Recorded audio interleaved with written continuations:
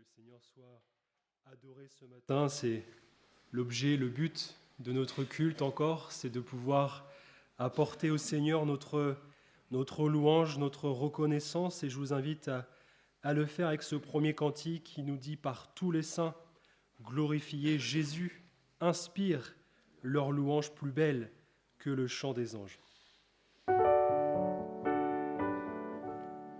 Par tous les saints glorifiés, Jésus inspire leur louange plus belle que le chant des anges. Gloire à l'agneau, gloire à l'agneau. Gloire à l'agneau sacrifié, c'est par lui qu'est justifié tout pécheur qui demande grâce, prêtres et rois devant sa face. Chantons l'agneau, chantons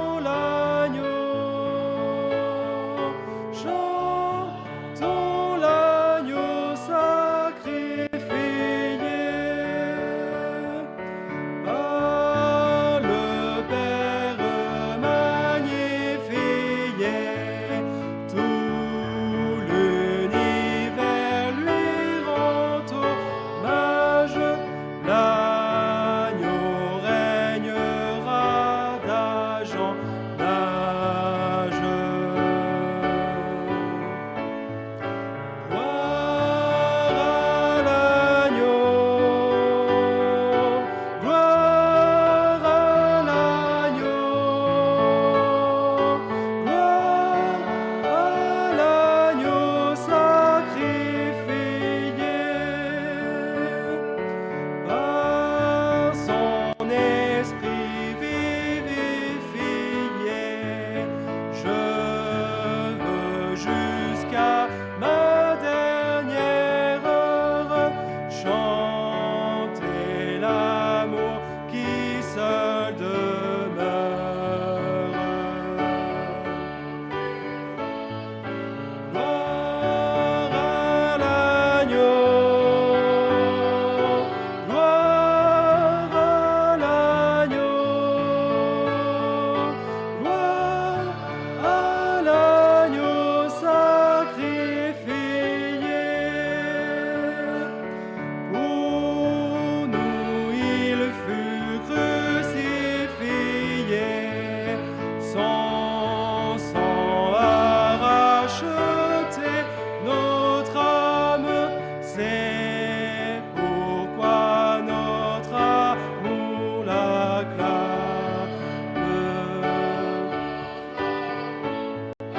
Gloire à l'agneau, gloire à l'agneau, gloire à l'agneau sacrifié. Alléluia. Notre richesse, notre gloire, c'est l'agneau, c'est Jésus. C'est ce nom qui nous a sauvés, ce nom qui nous a délivrés du péché, ce nom qui aujourd'hui encore nous relève, nous fortifie. Alors j'aimerais qu'on puisse chanter ensemble « Ton nom, Seigneur Jésus, est admirable, il surpasse tout autre nom. Tu es le roi des rois, le Seigneur des seigneurs. » Amen.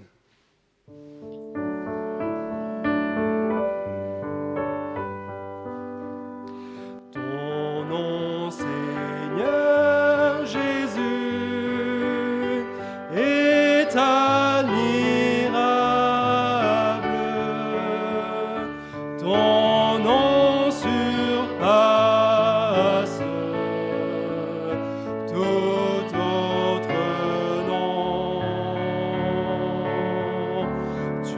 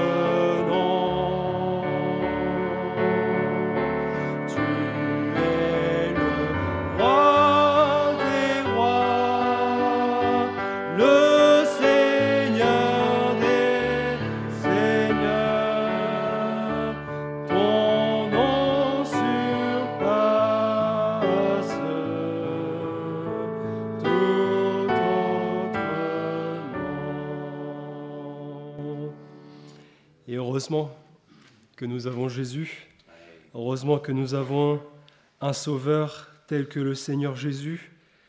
Merci au Seigneur, merci au Père de nous avoir donné Jésus, de nous avoir donné ce Sauveur, lui qui est l'Éternel, lui qui était dans son ciel de gloire. Il nous a secourus dans nos misères.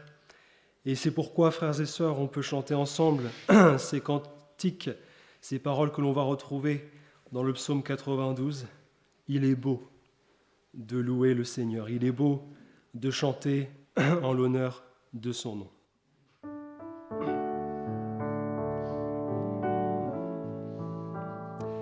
Il est beau de louer le Seigneur.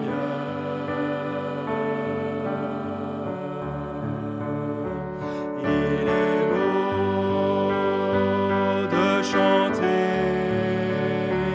en l'honneur de ton nom, d'annoncer au matin ta bonté et pendant les nuits ta fidélité.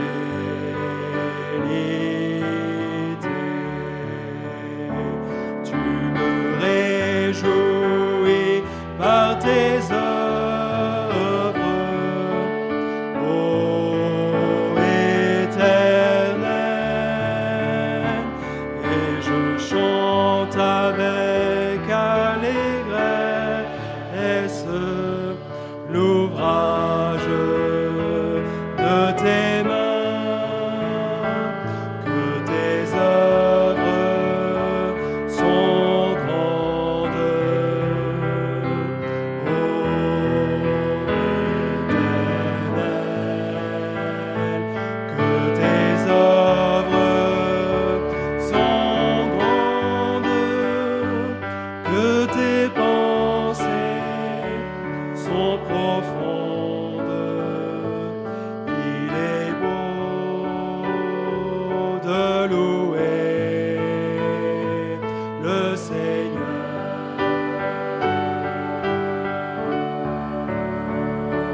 Il est beau de chanter en l'honneur de ton nom, d'annoncer au matin ta bonté et pendant les nuits ta fidélité.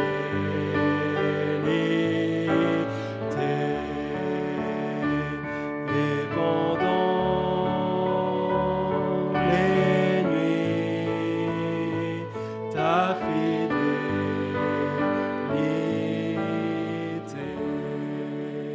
Amen.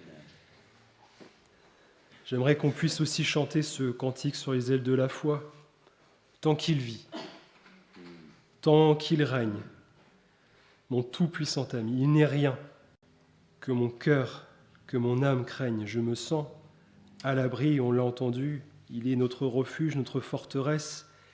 Il est celui en qui nous pouvons tout confier, parce qu'il est celui qui règne, il est celui qui vit pour l'éternité.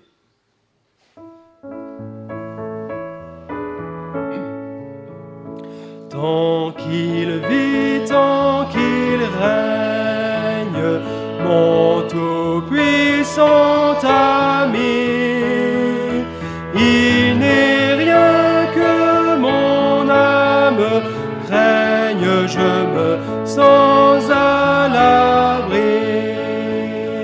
Berger fidèle et tendre, il conduit ses agneaux dans les prés où viennent s'épandre les célestes ruisseaux. Qu'importe la nuit sombre,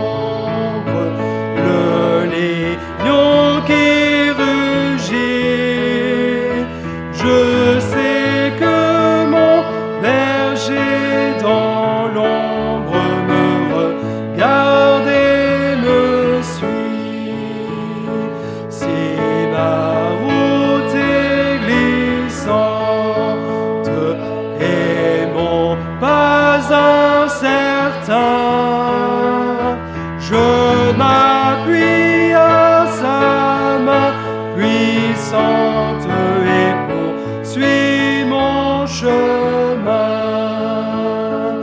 À toi seul je regarde, ô berger des brebis.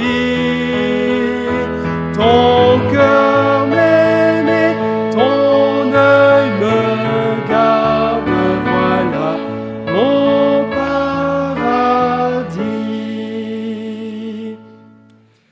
Voilà mon paradis, voilà mon espérance, mon assurance, le salut bien sûr en Jésus, mais de savoir que bientôt nous serons là-haut avec lui, bientôt nous serons pour l'éternité avec Jésus, même si bien sûr, frères et sœurs, il y en a des combats, il y en a des souffrances, il y en a des luttes, mais je le disais aussi aux jeunes hier, Jésus a aussi pour chacun de nous des projets. En tout cas, Jésus a accompli pour nous cette œuvre à la croix, afin que même si les ténèbres s'apesantissent dans ce monde, même si le péché abonde, bien la grâce de Dieu, elle surabonde dans nos cœurs, la grâce de Dieu surabonde dans nos vies. Le Seigneur Jésus est celui qui tient nos faibles mains dans sa forte main. Alors j'aimerais qu'on puisse chanter ensemble avant de prendre le repas du Seigneur, ce numéro 603 sur les ailes de la foi, mon Jésus. Je t'aime parce que je te sais à moi, quel charme extrême me retient à toi.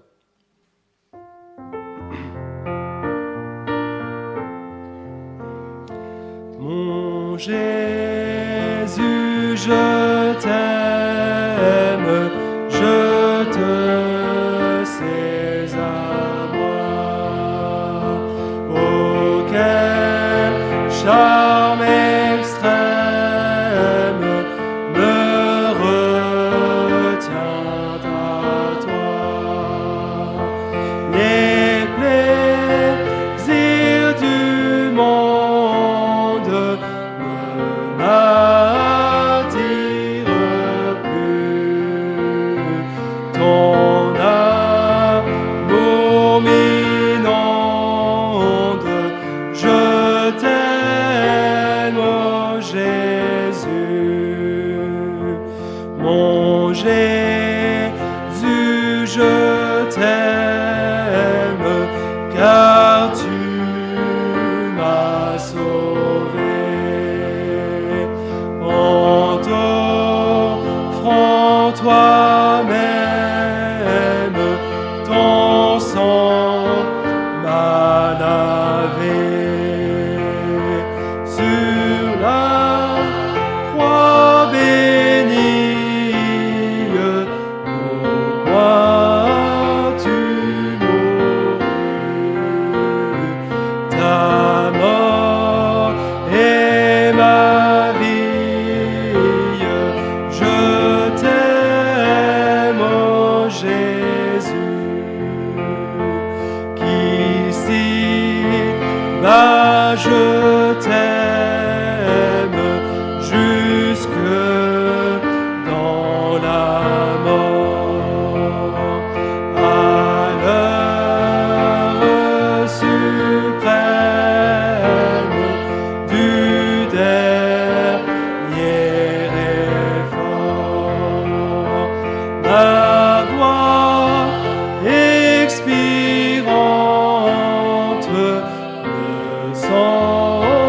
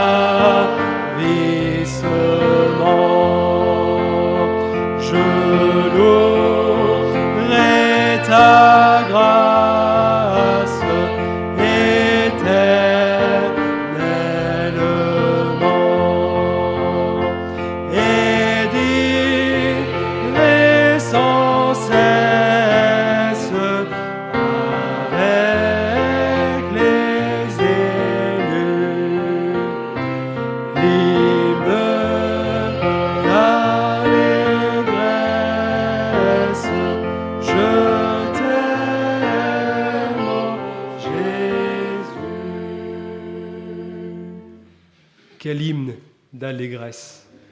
Je t'aime, Seigneur Jésus.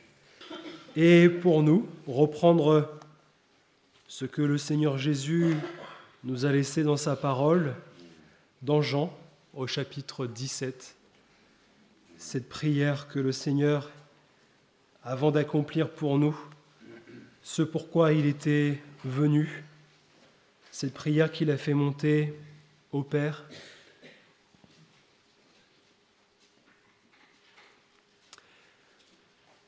Après avoir ainsi parlé, Jésus leva les yeux au ciel et dit : Père, l'heure est venue. Glorifie ton Fils afin que ton Fils te glorifie, selon que tu lui as donné pouvoir sur toute chair, afin qu'il accorde la vie éternelle à tous ceux que tu lui as donnés. Or, la vie éternelle, c'est qu'ils te connaissent, toi, le seul vrai Dieu, et celui que tu as envoyé, Jésus-Christ. Je t'ai glorifié sur la terre, j'ai achevé l'œuvre que tu m'as donnée à faire. Et maintenant, toi, Père, glorifie-moi auprès de toi-même de la gloire que j'avais auprès de toi avant que le monde soit. J'ai fait connaître ton nom aux hommes que tu m'as donnés du milieu du monde. Ils étaient à toi et tu me les as donnés, et ils ont gardé ta parole. Maintenant, ils ont connu que tout ce que tu m'as donné vient de toi. Car je leur ai donné les paroles que tu m'as données, et ils les ont reçues, et ils ont vraiment connu que je suis sorti de toi, et ils ont cru que tu m'as envoyé. C'est pour eux que je prie. Je ne prie pas pour le monde, mais pour ceux que tu m'as donnés, parce qu'ils sont à toi. Et tout ce qui est à moi est à toi, et ce qui est à toi est à moi. Et je suis glorifié en eux. Je ne suis plus dans le monde, et ils sont dans le monde, et je vais à toi. Père Saint, garde-les en ton nom que tu m'as donné, afin qu'ils soient un comme nous. Lorsque j'étais avec eux dans le monde, je les gardais en ton nom. J'ai gardé ceux que tu m'as donnés, et aucun d'eux ne s'est perdu, sinon le fils de perdition, afin que l'écriture soit accomplie. Et maintenant je vais à toi, et je dis ces choses dans le monde, afin qu'ils aient en eux ma joie parfaite. Je leur ai donné ta parole, et le monde les a haïs, parce qu'ils ne sont pas du monde, comme moi je ne suis pas du monde. Je ne te prie pas de les ôter du monde, mais de les préserver du malin. Ils ne sont pas du monde, comme moi je ne suis pas du monde. Sanctifie-les par ta vérité. Ta parole est la vérité. Comme tu m'as envoyé dans le monde, je les ai aussi envoyés dans le monde, et je me sanctifie moi-même pour eux, afin qu'eux aussi soient sanctifiés par la vérité. Ce n'est pas pour eux seulement que je prie, mais encore pour ceux qui croiront en moi par leur parole, afin que tous soient un, comme toi, Père, tu es en moi et comme je suis en toi, afin qu'eux aussi soient un en nous, pour que le monde croie que tu m'as envoyé. Je leur ai donné la gloire que tu m'as donnée, afin qu'ils soient un comme nous sommes un. Moi en eux et toi en moi, afin qu'ils soient parfaitement un, et que le monde connaisse que tu m'as envoyé et que tu les as aimés comme tu m'as aimé. Père, je veux que là où je suis, ceux que tu m'as donnés soient aussi avec moi, afin qu'ils voient ma gloire, la gloire que tu m'as donnée, parce que tu m'as aimé avant la fondation du monde. Père juste, le monde ne t'a point connu, mais moi je t'ai connu, et ceux-ci ont connu que tu m'as envoyé. Je leur ai fait connaître ton nom, et je le leur ferai connaître, afin que l'amour dont tu m'as aimé soit en eux, et que je sois en eux. Amen. L'amour de Dieu, l'amour de Jésus, il est en nous, frères et sœurs. Jésus a voulu laisser cette prière pour que nous puissions prendre aussi ce pain, ce vin, en mémoire de lui, et nous rappeler, nous souvenir de tout ce que nous étions et de tout ce que lui a fait, pour que ce matin nous puissions avoir encore cette foi et cette espérance en lui. Le nom de celui qui m'a sauvé, de celui qui m'a racheté par grâce, par la foi. Je veux bénir le nom de celui qui m'a sorti de la boue du péché, des ténèbres pour m'emmener dans sa lumière. Et je veux être lumière comme lui-même est lumière. Marcher dans la lumière comme lui-même marche dans la lumière. Et ce matin me tenir encore devant toi pour t'écouter nous parler. Alors que ta parole va être ouverte, s'il te plaît, Seigneur, remplis-nous tous du Saint-Esprit. Donne-nous de ces cœurs bien disposés pour t'écouter nous parler et pour que cette parole produise en nous un fruit qui soit un fruit béni de ta part. Merci Seigneur de nous accorder ta grâce pendant le temps de la méditation de ta parole. C'est dans le beau nom du Seigneur Jésus, ô Dieu notre Père, que nous te le demandons. Amen. Béni soit Dieu, frères et sœurs. J'ai appelé Julien de bonne heure ce matin, lui demandant s'il pouvait conduire les chants. Parce que pendant ces quelques jours, nous avons inauguré la climatisation de l'église de Melun, qui est une bénédiction, puisque dans cette église, il y fait très chaud. Sauf que les réglages n'étant pas encore au point, ben voilà, j'ai la voix dans la cave ce matin. Et quand je me suis réveillé, je dis « Oh, ça sent pas bon ». Alors j'ai mis un message à mon cher Julien en lui disant « S'il te plaît ». Il m'a dit « Oui, bien sûr ». Alors béni soit Dieu. Ce que je vais partager avec vous, frères et sœurs, il y a des semaines que je l'ai reçu du Seigneur sur mon cœur et je n'ai pas eu besoin cette semaine de préparer la prédication. Vous avez plus de 3 semaines qu'elle est déjà prête. Et donc, n'y voyez pas quelconque actualité qui serait revenue à mes oreilles. Réalisez que le Seigneur est celui qui inspire et qui conduit. J'aimerais partager avec vous quelques leçons sur la vie des couples dans la Bible. Et nous allons parcourir, parce qu'il me faudrait des heures autrement, mais parcourir la vie de 4 couples. Donc on va faire 4 lectures.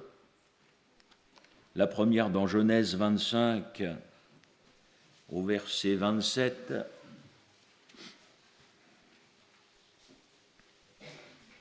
Il est question d'Isaac et de Rebecca. Ses enfants grandirent, Ésaü devint un habile chasseur, un homme des champs. Mais Jacob fut un homme tranquille qui restait sous les tentes. Isaac aimait Ésaü parce qu'il mangeait du gibier, et Rebecca aimait Jacob. Seconde lecture dans le premier livre de Samuel.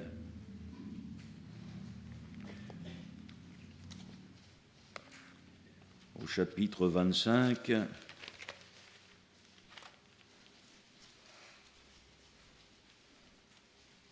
verset 2, il y avait à Mahon un homme fort riche possédant des biens à Carmel. Il avait 3000 brebis, 1000 chèvres. Il se trouvait à Carmel pour la tonte de ses brebis. Le nom de cet homme était Nabal et sa femme s'appelait Abigaïl. C'était une femme de bon sens et belle de figure, mais l'homme était dur et méchant dans ses actions. Il descendait de Caleb. Et plus loin dans le même chapitre, mais au verset 23, lorsqu'Abigaïl aperçut David, elle descendit rapidement de l'âne, tomba sur sa face en présence de David, se prosterna contre terre, puis se jetant à ses pieds, elle dit « À moi la faute, mon Seigneur, permets à ta servante de parler à tes oreilles, écoute les paroles de ta servante, que mon Seigneur ne prenne pas garde à ce méchant homme, à Nabal, car il est comme son nom, Nabal est son nom, et il y a chez lui de la folie. Et moi, ta servante, je n'ai pas vu les gens que mon Seigneur a envoyés. Maintenant, mon Seigneur, aussi vrai que l'Éternel est vivant et que ton âme est vivante, c'est l'Éternel qui t'a empêché de répandre le sang et qui a retenu ta main, que tes ennemis, que ceux qui veulent du mal à mon serviteur, soient comme Nabal. Accepte ce présent que ta servante apporte à son Seigneur, qu'il soit distribué aux gens qui marchent à la suite de mon Seigneur. Pardonne, je te prie, la faute de ta servante, car l'Éternel fera à mon Seigneur une maison stable. Amen. Actes des Apôtres au chapitre 5.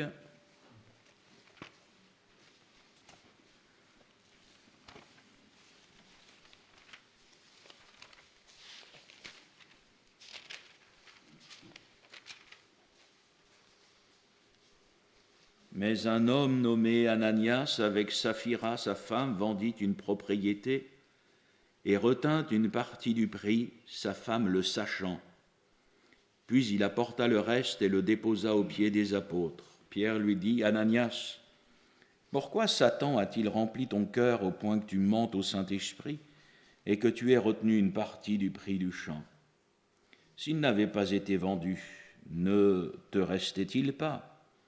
Et après qu'il ait été vendu, le prix n'était-il pas à ta disposition? Comment as-tu pu mettre en ton cœur un pareil dessein? Ce n'est pas à des hommes que tu as menti, mais c'est à Dieu. » Ananias, entendant ces paroles, tomba et expira. Une grande crainte saisit tous les auditeurs. Les jeunes gens s'étant levés, l'enveloppèrent, l'emportèrent et l'ensevelirent. Environ 3 heures plus tard, sa femme entra sans savoir ce qui était arrivé. Pierre lui adressa la parole. « Dis-moi, est-ce à un tel prix que vous avez vendu le champ? » ?»« Oui, répondit-elle, c'est à ce prix-là. » Alors Pierre lui dit, « Comment vous êtes-vous accordés pour tenter l'Esprit du Seigneur? Voici ceux qui ont enseveli ton mari sont à la porte, et ils t'emporteront. » Au même instant, elle tomba aux pieds de l'apôtre et expira. Les jeunes gens étant entrés la trouvèrent morte, ils l'emportèrent et l'ensevelirent auprès de son mari. Une grande crainte s'empara de toute l'assemblée et de tous ceux qui apprirent ces choses. Amen. Et puis toujours dans le livre des Actes, mais au chapitre 18,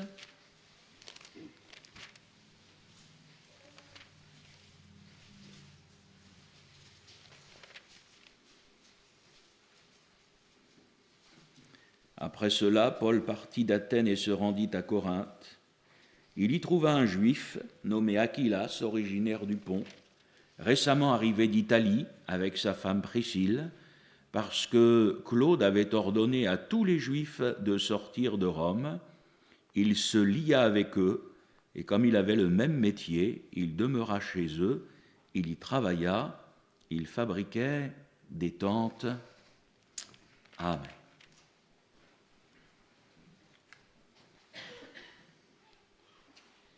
Il m'est déjà arrivé plusieurs fois de prêcher, d'enseigner sur le mariage chrétien. Parce que moi, je crois qu'il y a un mariage chrétien et qui n'a rien à voir avec ce que les hommes et les femmes du monde ont fait aujourd'hui du mariage.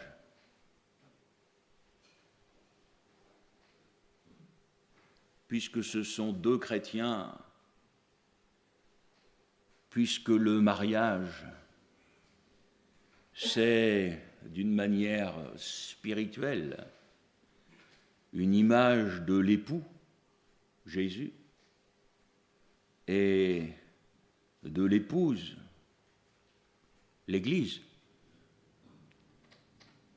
Le mariage, ça devrait être idéal.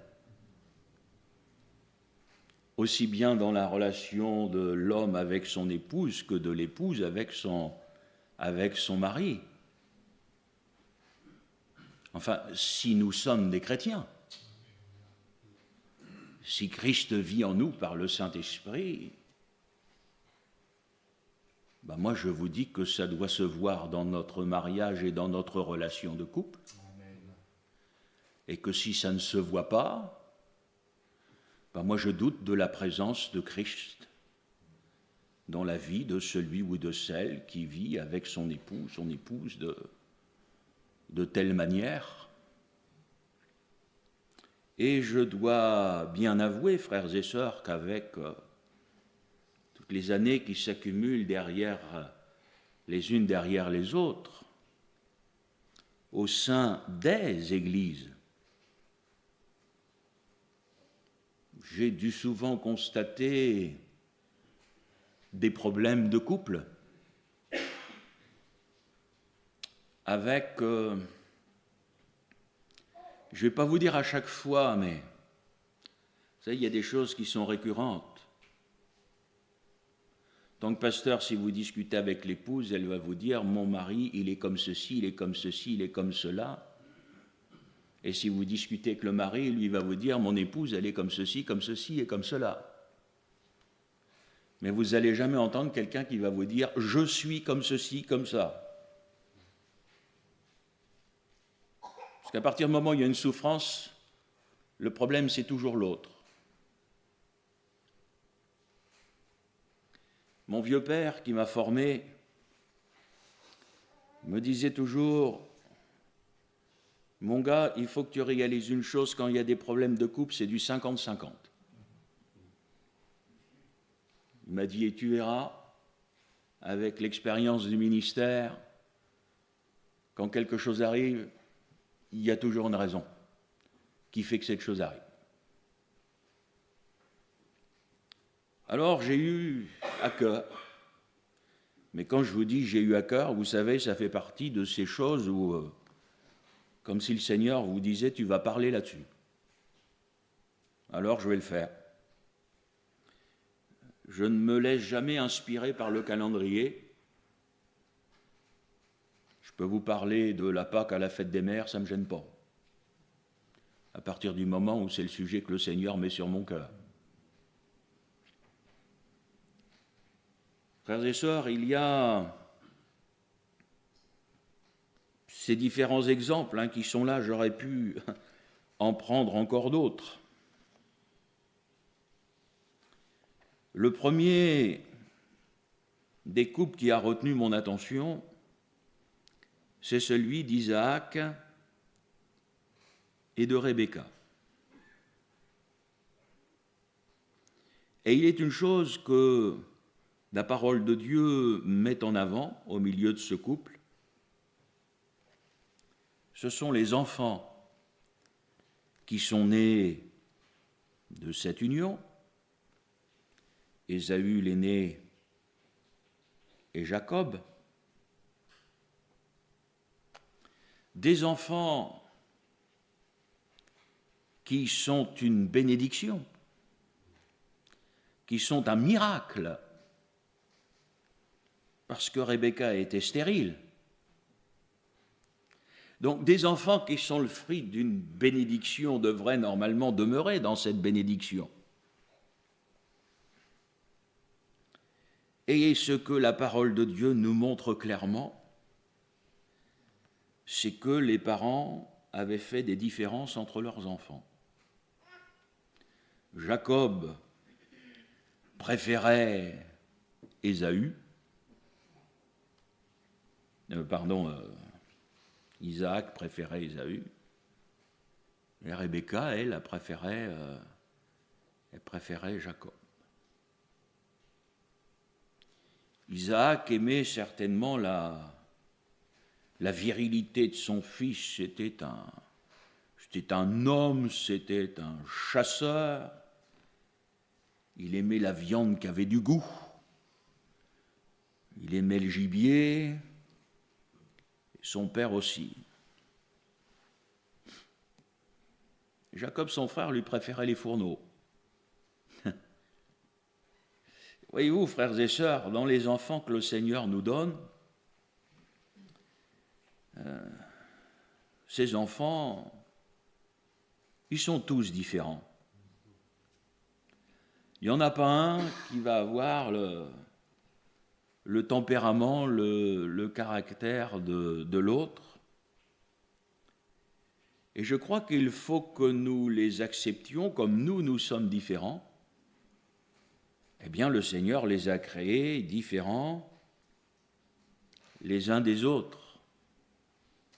Mais il ne faut pas qu'à cette différence viennent se calquer des préférences.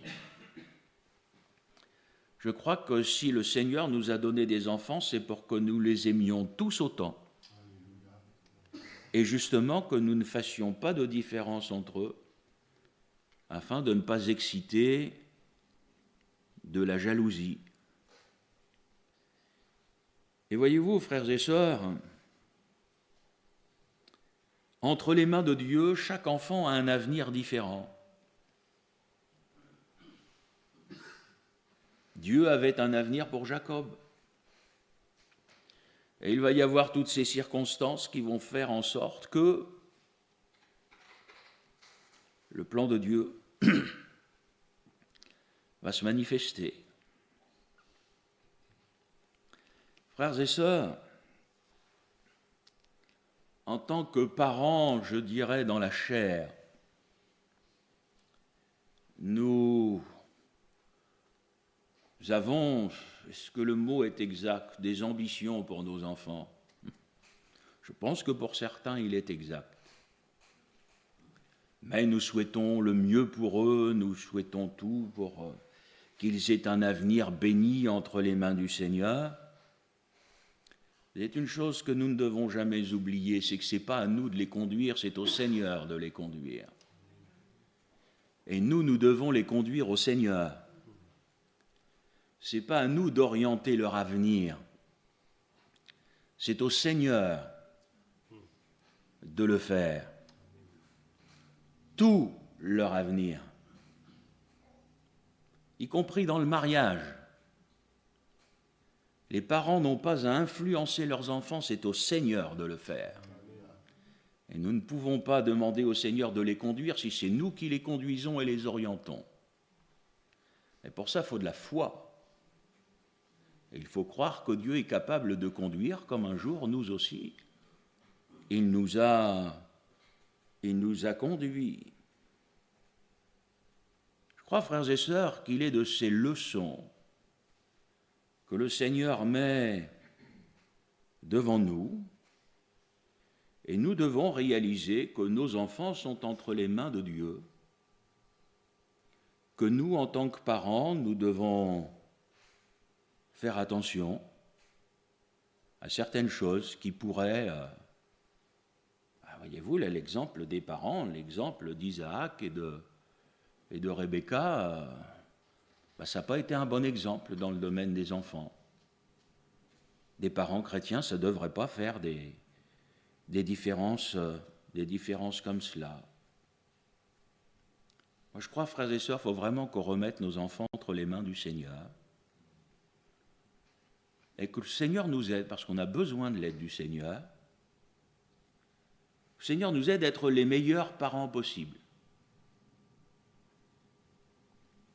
J'aimerais vous dire que les parents parfaits, ça n'existe pas. Alors, chacun a certainement commis des erreurs dans l'éducation de ses enfants. Certains sont trop laxistes. Peut-être que moi, j'ai été trop dur. En tout cas, sans chercher à me donner raison, le fait d'exercer une certaine sévérité envers ses enfants, ça amène quand même certains résultats. Et le fait d'être assez laxiste, ça amène aussi certains résultats.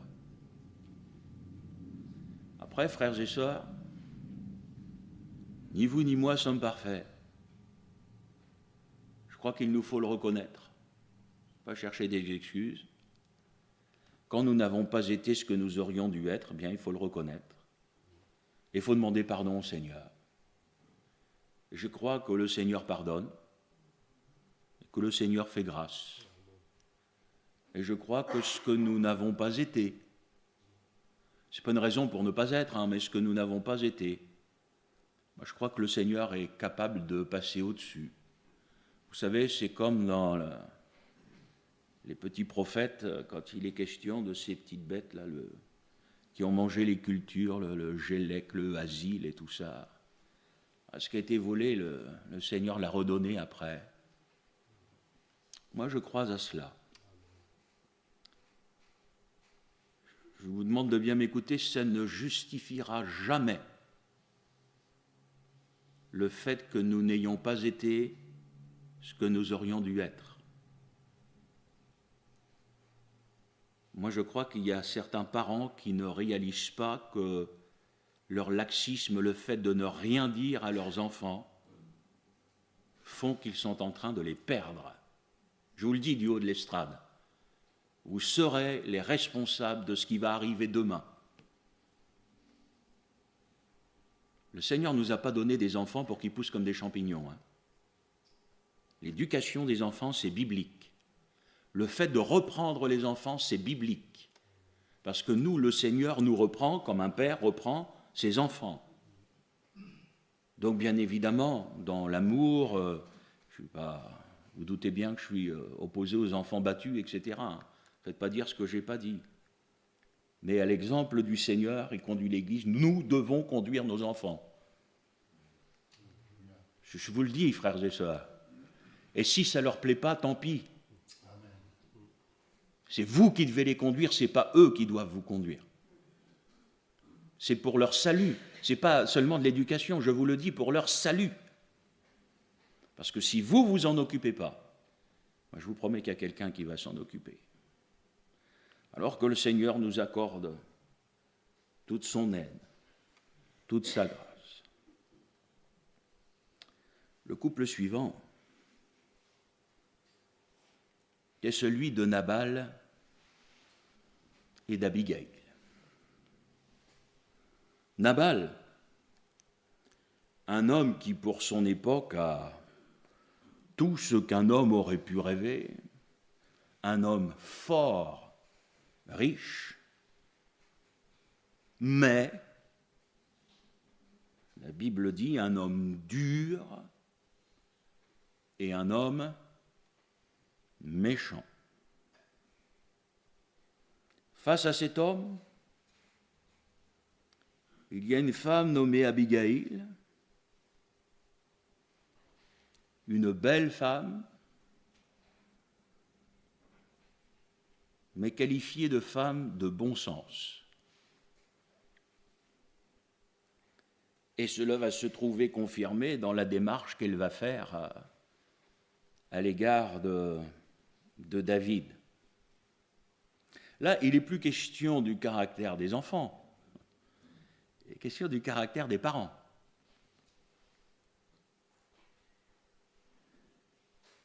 Et moi, je crois qu'il y a des leçons à retirer sur la vie de ce couple. Parce qu'il peut arriver que dans le couple, l'un des époux soit difficile. Ça peut arriver. Et là encore, je l'ai dit tout à l'heure, chez moi, en tant que pasteur, vous connaissez ma franchise, moi je ne cache pas les choses, ça soulève des questions pour moi d'ordre spirituel. Comment concevoir qu'un homme à qui le Seigneur a demandé d'aimer son épouse comme le Seigneur Jésus-Christ aime lui-même l'Église, comment concevoir qu'un mari qui se dit chrétien puisse avoir des paroles, des attitudes, même parfois, je n'ai pas peur de le dire, une certaine violence à l'égard de son épouse. Moi, je me dis, est-ce qu'un homme comme ça est vraiment converti ? Voilà, je vous dis ce qu'il y a dans mon cœur en tant que pasteur. Je vous dis, est-ce qu'un homme comme ça est vraiment converti ? Oh, venir à l'église, dire j'ai été baptisé il y a 15 ou 20 ans, ça c'est une chose. Être converti, moi je vous dis, c'est autre chose. Et s'il y a une personne qui peut dire que son mari est converti, ça doit être sa femme. Et là, Nabal, c'était un homme dur. Je ne sais pas ce qu'a vécu Abigail dans sa vie de couple, mais pour que la Bible nous dise ça, c'est que c'est vrai. Vous savez, frères et sœurs, moi faut qu'on entre dans le spirituel. Faut que dans notre église et dans les églises, il faut arrêter avec les apparences. savez, quand on vous appelle en pleine nuit, parce que le mari chrétien qui vient le dimanche, qui se lève pour la Sainte Seine, qui prie, etc., a voulu étrangler sa femme, et que la police même a dû venir. Ça, c'est la vie d'un pasteur, ça. Les chrétiens ne savent pas ces choses-là. Moi, je les vis, je les ai vécues. Vous ne pouvez pas dire que ces choses-là n'existent pas. J'ai, dans mon ministère, été confronté dans les églises à de la violence conjugale. J'ai rencontré au sein de mon ministère essentiellement des hommes, mais aussi des femmes. Je connais un homme qui a dû se séparer de sa femme parce qu'il était battu par elle. On a toujours l'impression que c'est dans le même sens. Mes frères et sœurs, si ces choses-là se passent dans le monde et qu'elles sont regrettables, mais pour moi, ça fait partie de ces choses que l'apôtre Paul va dire, mais on ne devrait même pas nommer ces choses-là dans une église. Ces choses-là dans l'église, elles ne devraient pas exister. Le problème, c'est que pendant des années, elles ont existé. Puis vous savez, on a mis les mains devant les yeux en faisant comme si ça n'existait pas. Frère, ça va s'arranger, on va prier. Moi, je vous dis, le problème, il est spirituel. Quand un couple a des problèmes, le problème, il est spirituel. C'est pas un tel a dit, un tel a fait, des circonstances, ceci, cela. Le problème, c'est le cœur. Le problème, c'est la relation avec le Seigneur. C'est spirituel. Et si vous enlevez les circonstances, vous allez voir de la misère au niveau spirituel. Vous allez voir de la médiocrité. Vous allez voir des gens qui ne prient pas. Vous allez voir des gens qui ne prient pas ensemble, qui ne lisent pas la parole de Dieu, qui ne partagent pas comme un couple devait le faire. Ah, c'est sûr qu'il faut des sous. Alors, il faut le travail, il faut rembourser la maison, les 2 voitures, et puis il faut acheter aux enfants des vêtements, de ceci, de cela. Alors, on court, ça, l'argent, il faut que ça rentre, et on fait tout pour que ça rentre. Mais la réalité, c'est quoi? Alors, Abigail aurait pu divorcer en disant, écoutez frère, mon mari, il est méchant. Alors je divorce. Sauf que moi, du haut de cette estrade, je vous dis qu'un chrétien n'a pas le droit de divorcer. Un chrétien, ça ne divorce pas. La Bible dit que quand la vie commune n'est plus possible, eh bien qu'ils se séparent, qu'ils restent chacun de leur côté, sans se remarier. C'est écrit noir sur blanc dans la Bible, et c'est ce que je prêche encore aujourd'hui. Alors oui, vous imaginez que lorsque une sœur m'a appelé parce que son mari l'a tabassée, son mari a voulu la tuer, etc., j'ai dit à cette sœur, vous ne pouvez pas rester avec un homme comme ça. Là, c'est une question de vie ou de mort. Hein. Imaginez en tant que pasteur, je dis à la femme, tu restes avec, et puis le lendemain, elle reste allongée dans la baignoire. Hein. Donc il y a des situations comme celle-là, frères et sœurs, c'est une question de sagesse. Mais moi, j'aimerais vous dire, un divorce, le chrétien le subit. Si ça arrive, ce n'est pas de son fait, c'est qu'il ne peut pas faire autrement. Et vous avez aujourd'hui, à cause des lois, etc., des situations qui font que des chrétiens sont obligés de divorcer. Mais la Bible nous parle d'Abigail qui est restée avec cet homme. Une femme de bon sens. Moi, je crois certainement qu'Abigail savait apaiser son mari et faisait tout, écoutez-moi bien, elle faisait tout pour que les choses s'arrangent. Oh, elle a dû prendre sur elle. Hein. Moi, je le crois. Elle a dû prendre sur elle. Vous savez, moi, je crois que ce soit pour les sœurs ou pour les maris, quand il y a des difficultés dans un couple, on doit les vivre comme le Seigneur veut qu'on les vive. Vous savez, au pasteur, j'ai prêché sur Chiméi, et sur Abishai. Chiméi, c'est cet homme issu de la maison de Saül qui a envoyé sur David des pierres, qui l'a insulté, qui l'a maudit. Puis David a dit, ne faites rien, ne touchez pas. À côté, vous aviez Abishai, il a sorti son épée, lui voulait lui couper la tête. Vous savez, souvent, je vous parle avec mon cœur, de toute façon, vous savez bien que je ne peux pas faire autrement. Souvent, j'ai eu envie de faire ça, si vous saviez combien ça m'aurait facilité les choses. À vous couper la tête au problème, même si c'est une personne, vous êtes tranquille, hein. La personne, elle n'est plus là. Plus de problème. Et des fois, je vous promets, vous savez que ça m'a démangé, hein. Puis David a dit à Abishai, tu laisses faire. Et quand David, après l'épisode d'Absalom, est revenu à Jérusalem, Chiméi est revenu devant lui. Et Chiméi a demandé pardon à David. Et David lui a pardonné. Mais Abishai, qui était là, lui voulait encore lui couper la tête.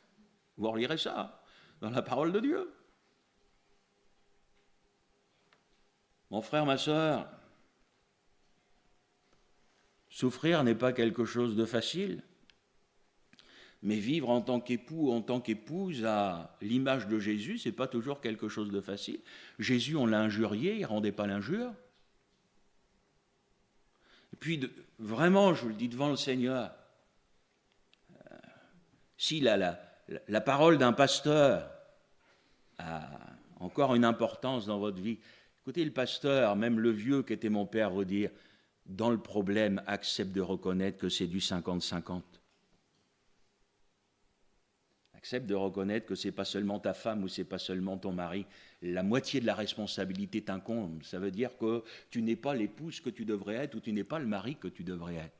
Et si seulement les couples, quand il y a des difficultés, au lieu de voir l'autre, de lui balancer des accusations, t'es comme si, t'as dit ça, t'as fait ci, t'as fait ça, etc.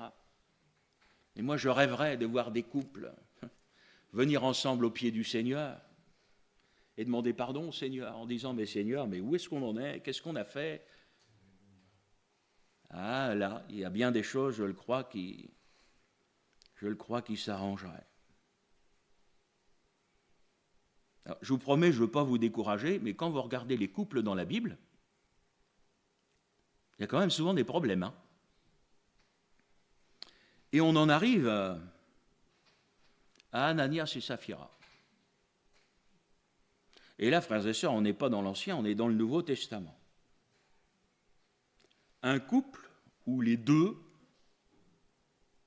vont concevoir le mensonge. Là, ils ont été capables de s'accorder pour mentir tous les deux. Si encore un couple s'accordait pour faire du bien, alors certains diront, ah, ils ont fait du bien, ils ont donné la moitié du champ. Vous avez remarqué que Pierre n'en a rien à faire de l'argent? Ce à quoi il regarde, c'est au cœur. Et là, vous avez un couple où les deux, dans l'Église, on est bien d'accord, hein? Et l'Église que nous idéalisons, puisque c'est l'Église des Actes des Apôtres, ont été d'accord pour mentir, pour faire croire qu'ils donnaient comme les autres, alors que c'était faux. Et Pierre va le dire, mais pourquoi mentir? Vous êtes libre de donner ce que vous voulez. S'ils avaient voulu ne donner que la moitié du champ, ils n'avaient qu'à dire on ne donne que la moitié du champ et ça n'aurait pas posé de problème. Le problème, c'est que ce couple a été capable de s'unir dans le mal. Ils ont été capables de s'unir dans le mensonge. Vous savez, frères et sœurs, les apparences, c'est une chose, parce qu'ils ont voulu montrer les apparences comme les autres, mais Dieu regarde au cœur. Vous savez, Dieu sait tout ce qui se dit à la maison. Dieu entend toutes les conversations. Vous le saviez? Il n'y a rien de caché à Dieu. Alors il y a des choses, on ne va pas les dire en public, mais quand on est en tout petit comité, l'homme et la femme, ils ne vont pas nourrir quelque chose de bien spirituel.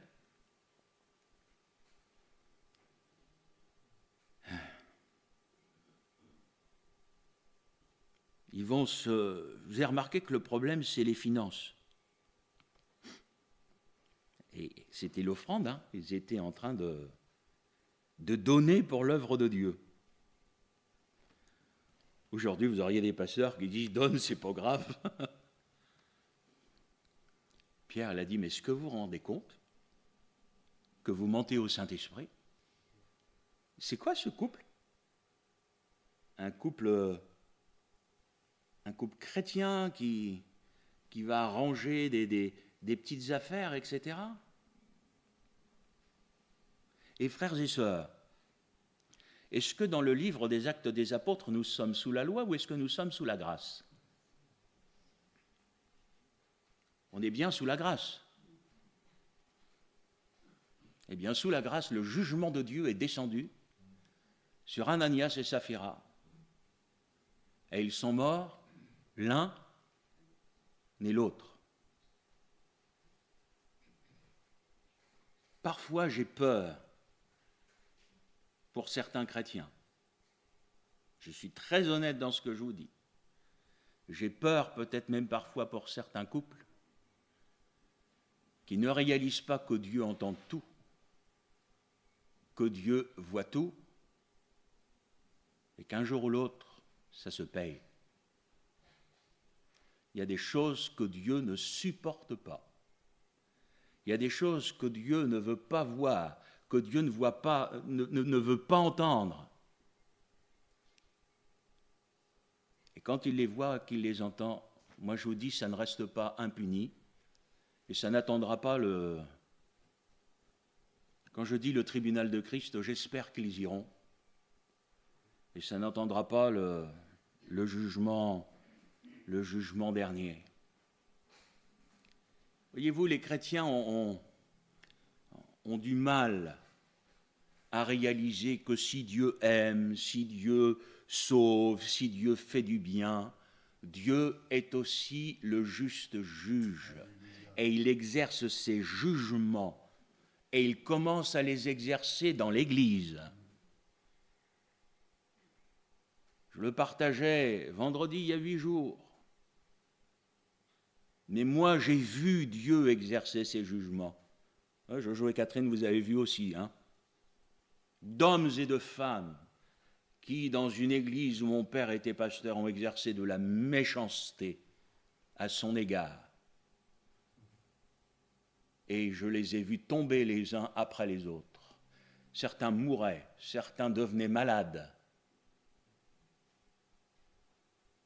C'est facile, la langue, de parler, de se mettre contre, etc.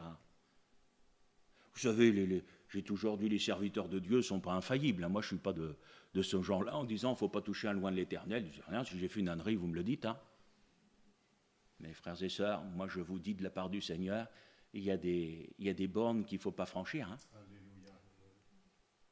Ah oui, oui.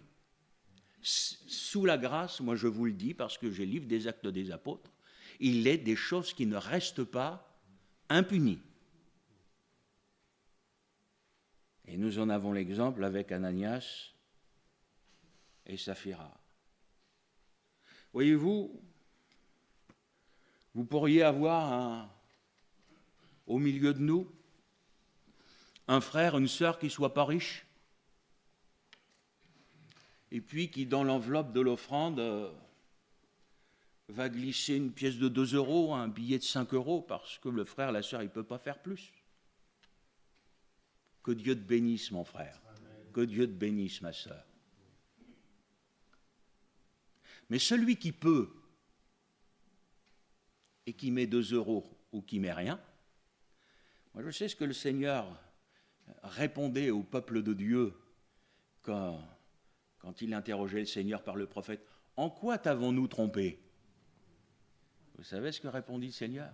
« Tu m'as trompé dans les dîmes et dans les offrandes. c'est très bien que tout soit dans une enveloppe, on ne sait pas ce qu'il y a dedans. Pour ça, c'est vraiment c'est personnel, c'est entre chacun et le Seigneur. Sauf qu'il y a une personne qui sait ce qu'il y a dedans. C'est le Seigneur. Moi, j'ai toujours vu ça quand vous êtes dans le spirituel avec l'offrande. Vous avez toujours le chrétien, la chrétienne qui voudrait faire plus. C'est ça l'offrande, c'est dire, Seigneur, je te donne ce que j'ai mis de côté, ce que j'ai mis à part pour toi. Seigneur, je voudrais tellement faire plus. Est-ce que vous aimeriez faire plus? Ah ouais. Voyez-vous, ça, c'est un couple, c'est un homme et une femme qui vont s'accorder pour bénir l'Église, pour le bien de l'œuvre de Dieu. Bon, je n'ai pas envie de continuer à parler d'Ananias et Saphira. Ce qui vient après, c'est mieux. C'est Aquila, c'est Priscille. Oh Seigneur, donne à l'Église des couples comme ça. Vous n'entendez parler de ce couple que sous des aspects positifs. Vous n'entendez pas parler de leur vie de couple. C'est bon signe. C'est que ça va bien. C'est bien les couples où ça va bien. Vous ne répondez pas, mais ça va bien ton couple, mon frère, ma soeur? Moi, je vais vous dire un truc. Le Seigneur ne parle pas à ceux qui ne sont pas là. Ça va bien ton couple? Quelle relation vous avez l'un avec l'autre? Est-ce que dans votre relation, c'est Christ, c'est l'amour de Dieu, c'est la vérité, c'est le Saint-Esprit, c'est le désir de bénir l'œuvre de Dieu, les frères, les sœurs, mettez le pasteur dedans, c'est faire du bien. Ça, c'est Aquila, c'est Priscille. Ils ouvrent leur maison. Ils sont simples mais hospitaliers. Ils vont héberger l'apôtre Paul. Ils vont même ouvrir leur maison pour qu'elle devienne une église. On a fait des réunions chez eux. Moi, je vous dis que cette maison-là, elle a été bénie. Ils ont déménagé. Je crois voir que certainement, la parole de Dieu nous le laisse entendre, ils ont même suivi l'apôtre Paul. Alors là, dis donc, ça c'est des compagnons, hein. Vous ne trouvez pas?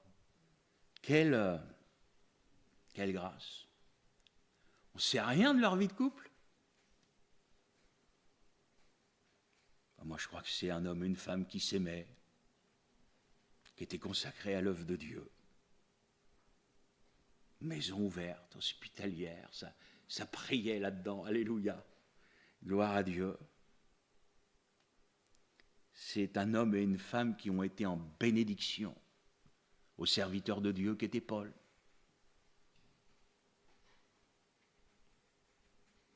Ça aussi, ça a des conséquences. Vous savez, si quand on s'unit dans le mal, ça a des conséquences, j'aimerais vous dire que quand on s'unit pour bénir, ça a aussi des conséquences.